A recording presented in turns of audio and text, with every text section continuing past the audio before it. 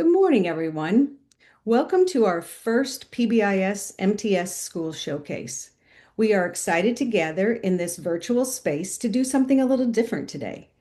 It isn't our typical training, it's a chance to hear directly from live exemplars across the country and how they use the TFI, the Tiered Fidelity Inventory, to drive PBIS implementation. A huge thank you to our partners listed here on this slide. Their leadership and planning made this event possible, and their connections helped us bring incredible exemplars to you today.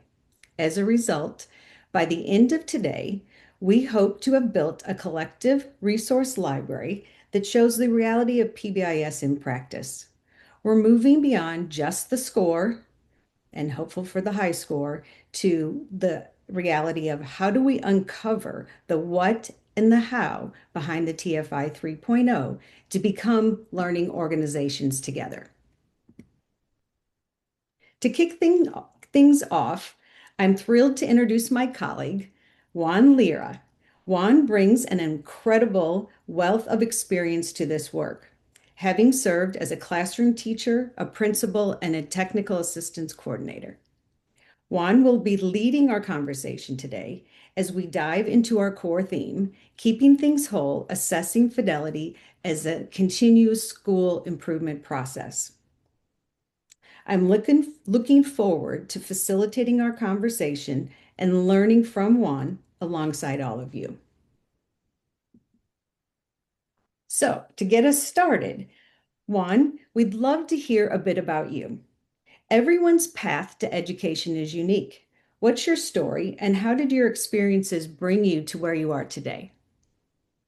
Thanks, Lisa, for the introduction. And before I get started, I also want to just thank all of our partners and collaborators for supporting this event and all of our presenters and school teams for your willingness to share your work and your stories. You're at the very core of this event. And for all of our participants for being with us today to listen and to learn with the goal of improving our educational spaces for all. Now, back to your question there, Lisa. My pathway into education was certainly not a traditional one. I didn't grow up knowing that I wanted to be a teacher or an educator. In fact, the thought never really crossed my mind until after I had finished my undergrad work. I had planned to take a year off and was actually traveling in Mexico, living with an uncle of mine in Merida. And one morning he turned to me and said, "Hey, basically, why don't you start kind of looking for something to do and stop loafing around the house here?" And he indicated to me that he had seen a school that was looking for an English teacher. And since I was a guest in his home, I decided to take his advice and look into it. I went over to the school and introduced myself, and they offered to interview me a few days later, and I went for it. I went to the interview, and after about an hour discussion, they offered me the position on the spot. And back then, I was naive enough to say yes. And they told me that a month later, I would have my own classroom and be teaching.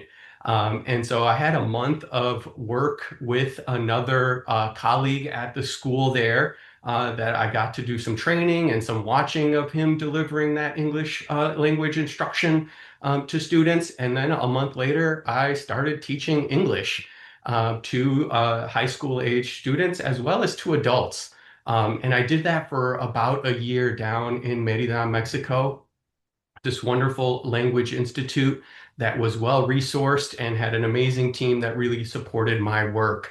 After about doing that for a year or so, I came back to Chicago briefly as my then girlfriend, now wife, had joined the Peace Corps after we finished our undergrad school work down at University of Illinois. And she was in a country called Cape Verde, located off the west coast of Africa. And since I had worked when I was down in Mexico, I hadn't spent the money that I thought I was going to be spending. So I decided I would go and visit her. for a few weeks.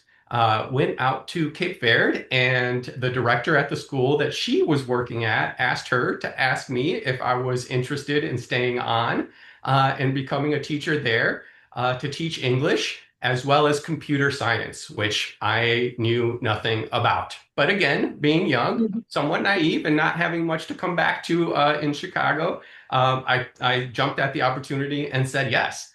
And again, there, after a few weeks, they were actually on summer break, but once school started up again, I started teaching English and computer science to uh, high school age students there, as well as to middle school age students in Cape Verde. And my experience in Cape Verde was very different from the experience I had in Mexico in terms of resources. When I was in Cape Verde, I was pretty much given a piece of chalk each day, and that was the resource that I had to teach English and to teach computer science. With computer science, we had four of the earliest laptops available to us, but again, Mhm. using those laptops with about 40 students required some creativity. And the wonderful group of educators and team that I had out there, again, supported my success to the extent that I had that. But it was, those early experiences in Mexico and in Cape Verde really taught me the value of having a team and engaging in this work around education through the mechanism of a team. And for all of us in this work implementing PBIS, we know that that's a key aspect of this work. This work is done and facilitated through a team. And so really value that, embrace that, and use that as a lever for implementation. Now, when I got back to Chicago, I started substitute teaching and ended up meeting my future principal at one of my gigs substituting. Mhm. The subsequent year was about to open a new school and asked me if I wanted to be part of that team. And again, I jumped at the chance. Soon after that, I got into an alternative certification program and started going back to school. Our school that we were opening was a school that decided to implement PBIS as their framework for supporting social, emotional, and behavioral mental health. And those two things became and remained constants in my career as I moved forward. No matter what role I was in, I was always learning and always engaged in one way or another with PBIS. And so for me, a routine developed early on in my work where I was going to work to teach. Then after that, I was going to school to learn. Mhm. And then I would go to work the next day and apply that learning, right? And so that cycle really continued for the rest of my career in education and up till this day. But certainly for those first 7+ years where I was formally going back to school, it was a defining feature of learning, applying that learning right away. And we know that that continuous learning is a feature of all of our educators, right? As part of maintaining our licensure, we usually have to make sure that we're engaging in professional development and learning. And so I think that that's probably an aspect of my experience that a lot of our friends who are with us today can relate to as well. And so that's kind of Absolutely. what got me to the place I am today was just engaging with PBIS consistently and that continuous learning and application of that learning. Nice. So you were destined to be a teacher and you value learning and working as a team. And I suspect there are many educators out there today that can relate that they're taking these jobs and learning on the job. And you're inviting us to considering to keep learning together with others. So now let's talk about how you use what you've learned and apply it to practice. The next topic bridges our conversation from research to practice. In education, we don't always have the luxury of time to sit with theory and wait for a perfect plan. How have your classroom and leadership experiences shaped your belief in prioritizing action, making it real, over waiting to create ideal conditions? What helped you make this shift? Yeah, that's a good question. I think this is where that learner practitioner mindset comes into play that I think was fostered from my early experiences in education. For me, as an administrator and as a teacher, there has to be an orientation towards action, right? When you run a classroom, a school, a district, you have to do things, right? You can't just think about doing them. And so we've all heard this idea or comment that teachers make 100 plus or 1,000 Mhm. plus decisions in the course of a day. Now, clearly, we're not expecting that they contemplate each decision with a great amount of depth. There's just no way. But that also doesn't mean that we want to act willy-nilly, right? No, we want to make sure that we're making those well-informed decisions. And I feel like schools are those places where we bridge theory or research into practice. Now, Mhm. I also like how you put it kind of in the opening that, the research really tells us about the what, and the practitioners or the implementer side tells us about the how. And so this event is really special because it focuses in on the how, right? Mhm. How did these schools bridge the research inherent in each of these discrete items of the TFI into real action, into real practice at their schools? Those stories of those journeys are so valuable. And as TA providers, we know that that's something that we hear all the time. What does this look like in real life? And Mhm. so today we have 30 plus examples, 30 plus stories of what this looks like in real life, warts and all, right? Mhm. And they are being presented by the people who actually did the work. And so we have a chance also to ask them questions about how they did it. How Mhm. great is that? This isn't coming via me or you as technical Mhm. assistance providers. This is a direct connection where practitioners get to ask and hear from actual practitioners who are working on problems of practice that we probably share across our different contexts, across our different schools and districts throughout the country. And so another piece that I think speaks a little bit to this idea of theory and practice as well is something that a mentor of mine shared early on, and that is like a saying that don't let the perfect be the enemy of the good, right? And sometimes when we look at something like the tiered fidelity inventory, it can be quite daunting, right? And we are all in the positions that we are at, leading schools or leading classrooms. Many of us are probably type A personalities who Mhm. want to do things the right way, the best way, who may be perfectionists. And yet we have to sometimes table that when we're actually on the job doing the things, right? We can't sit around and just plan or develop the perfect plan. We actually have to put it into effect and engage in that work. And so many times when I'm working with sites and providing that technical assistance, I will convey that, right? Don't let the perfect be the enemy of the good. Move forward, start that implementation wherever you can, and as best you can, and know that that's not the end all be all, that we're going to continue to work on that and continue to make that better. But don't wait for the perfect plan for implementation. Just move forward in the implementation and continue to tweak and make things better. Nice. So that kind of brings us to the conversation around the TFI 3.0. And to be honest, when I first saw the new version, I felt a bit overwhelmed. What was your honest first reaction, and what helped you move from that first impression to seeing value in the updates? Uh, Definitely overwhelmed. So I share that initial feeling with you that you had with the TFI 3.0.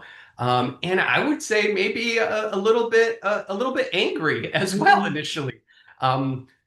Initial thoughts around I'm protective around my colleagues in schools and fellow administrators and educators and thinking like, how can we place these demands on them? Like this is so much that we're asking of them. But we know, right? Feelings are transitory.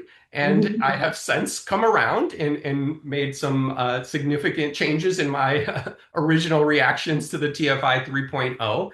And I recognize like this is not us placing demands on schools. This is us providing a response to the context in which our schools are currently operating, right? Implementing PBIS or multi-tiered systems of support give us a chance at meeting those demands and attaining those outcomes that are so important to our schools and our school communities. And so the TFI really provides a tool for monitoring our implementation as well as guiding that implementation. We all also have likely heard like checklists are useful tools in other professions, right? Pilots use them, surgeons use them, and the TFI is like a checklist, but so much more than that. You know, Mhm. the TFI really 3.0 especially, I feel like surfaces some aspects of implementation that were implied in version 2.1. Mhm. Those classroom implementation aspects, partner engagement, mental health, equity, those are some pieces that were always kind of important parts of PBIS implementation. It's just that 3.0 brings that to greater clarity. And it helps us understand better what it means or entails to implement PBIS to fidelity.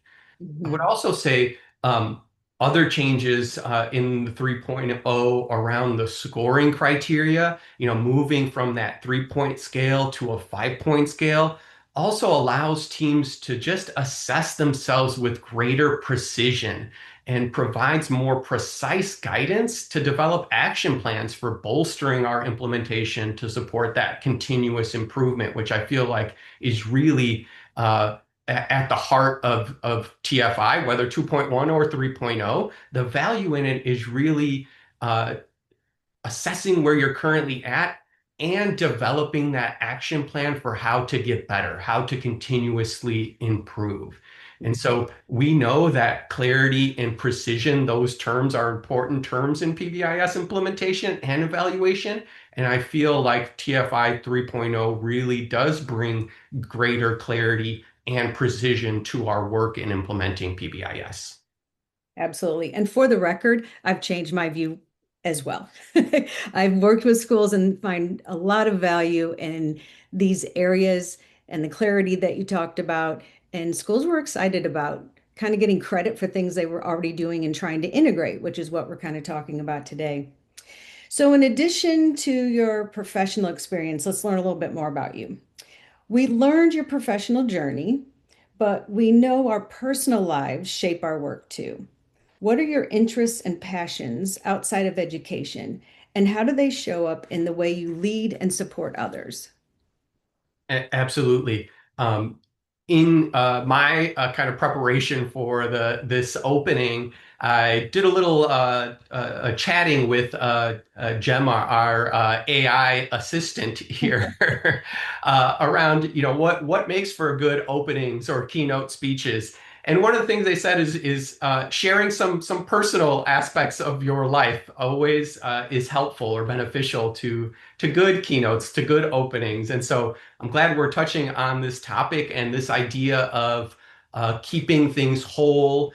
And in schools, that word whole and valuing the whole child plays such an important role in that work as well. And so here, thinking about how do we bring our full, authentic selves, our whole selves to this work.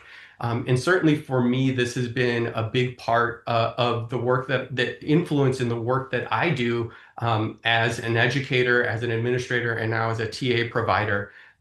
My undergraduate studies were actually around political science and rhetoric. So I love politics. I love reading and writing, both fiction and nonfiction. And so that certainly influences my practice and my professional life. And so here you're seeing, and I'm sure many of us also can relate to this, like some snapshots from cork boards or boards where I have put in inspirational quotes that kind of keep me going and keep me grounded in this work. Um, and so some of those that you can see here by Maya Angelou, uh, Brene Brown, Toni Morrison. Some of those have been quite fundamental in my work with schools. Um, we'll talk a little bit more upcoming about some of those things that have stuck with me and that I offer to our guests today to kind of take those and run with those as well. But certainly those ideas of clear is kind, unclear is unkind, do the best you can until you know better. Then when you know better, do better. And so those are things that, we often hear and use these types of quotes because they're sticky and they stay with folks. Mhm. But another part is actually living those ideas as well. And so I think that that's an important part of having those posted and coming back to those is just making sure that if we're putting those forward to others, we also have to embrace them ourselves and make sure that we're modeling, or living up to them to the extent that we can also. Mhm. Goes back to that theme of learning together that you talked about. We are where we are, and we'll get better together. Tell us a little bit more about you. Absolutely. Another a big piece in my life is music and DJing. It's something that I grew up in Chicago, and so as I was coming up, music was certainly a big thing, and kind of DJing was a big thing. And I had an older sister who also influenced that as well. And so DJing was something that I got into as a teenager and has stayed with me all along. Here you're seeing some images. That's not me as a kid. That's my nephew, but it's something that that kiddos often enjoy as well. And then you're seeing me kind of DJing at a friend's wine bar there. And so that has again played a big part in my personal life, but also influenced the work on my professional side as well. DJing fundamentally is working with multiple disparate things, right? In this case, records. You might have two songs on, and what you're trying to do is align those, right? And keep those things on rhythm, on beat, while at the same time engaging your audience and keeping your audience with you. And sometimes that's leading your audience. Sometimes that's you staying with your audience.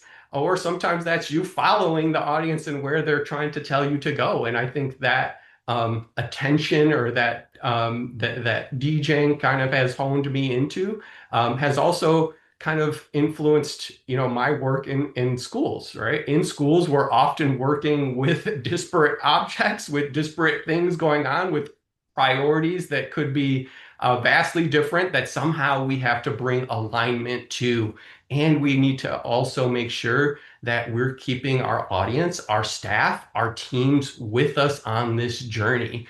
And so I think some of those gleanings that I have that have come forward from my passion around music and DJing have certainly influenced the way that I work with and think about working with my staff when I was working in schools and in my work today, working as a technical assistance provider and again, working with different teams in a school, working with the admin teams in a school, and always trying to be responsive and bringing alignment to the work that we're all doing.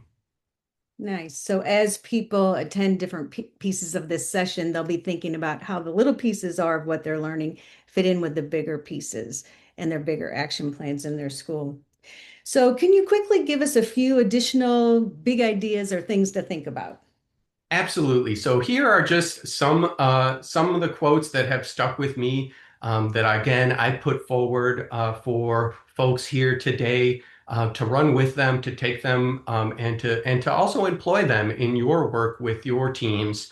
Right, that first one, don't let the perfect be the enemy of the good. Sometimes this is attributed to Voltaire.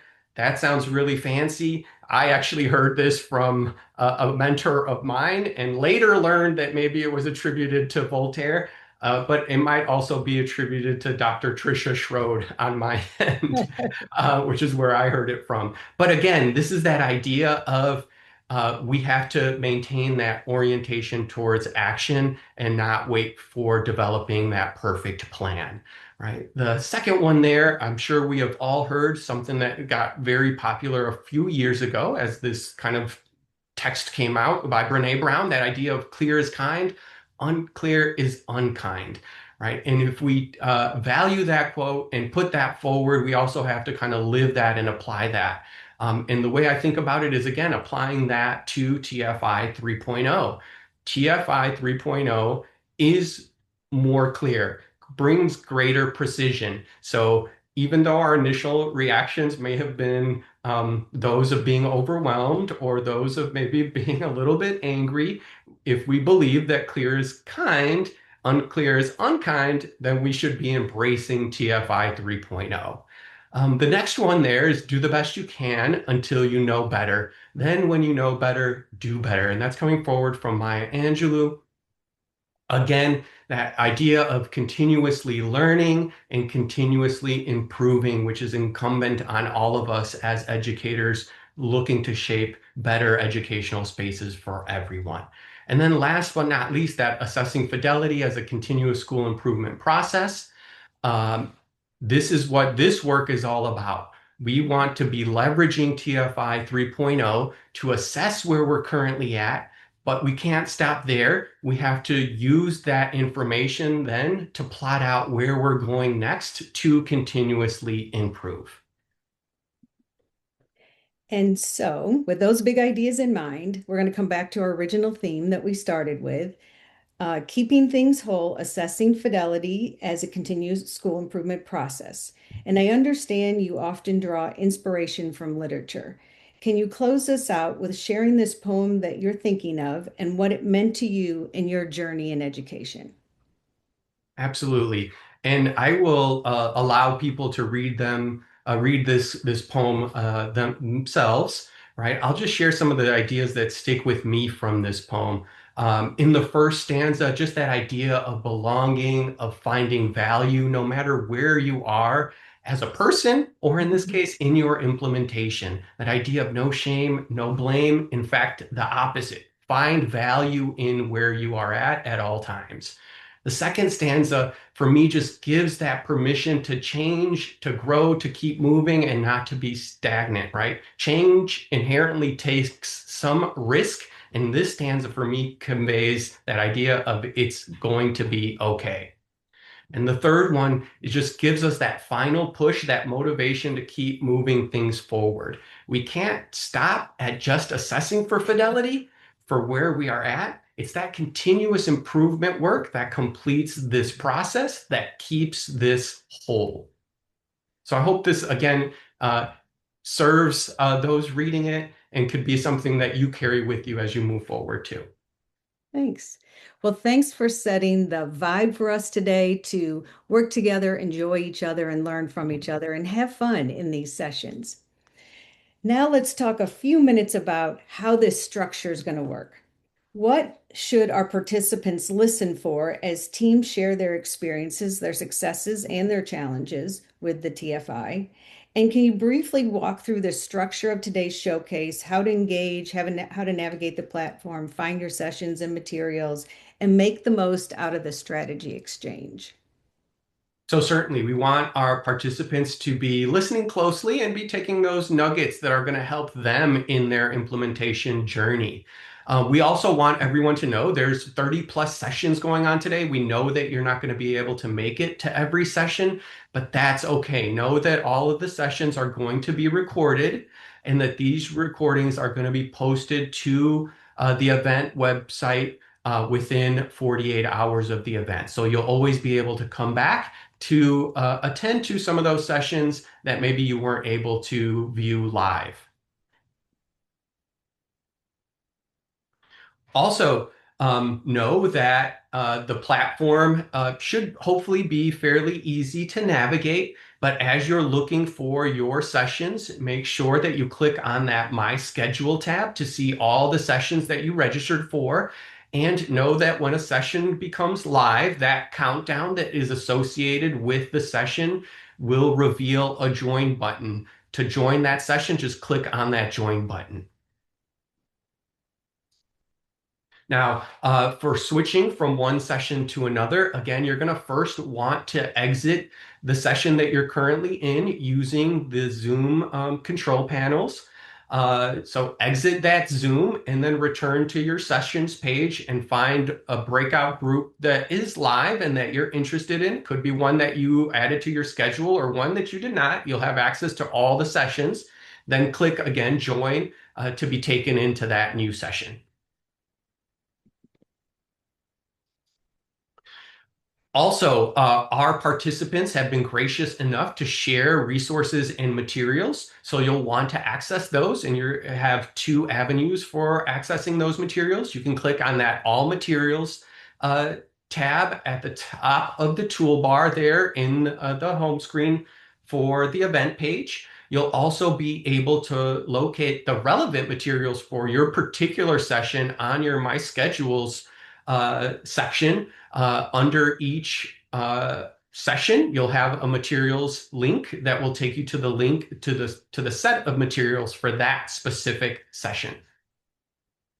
And this is new and exciting. So, Absolutely. We have a new and exciting feature that we're mm, kicking off during today's event, and that is the strategy exchange. And this is a space where people can share ideas, resources, materials. They can ask questions of one another, ask questions generally of what would you like to see examples of, and can use this space as an opportunity to network with others. Now, we know that the way the setup of this event is there's 15 minutes between each round of sessions.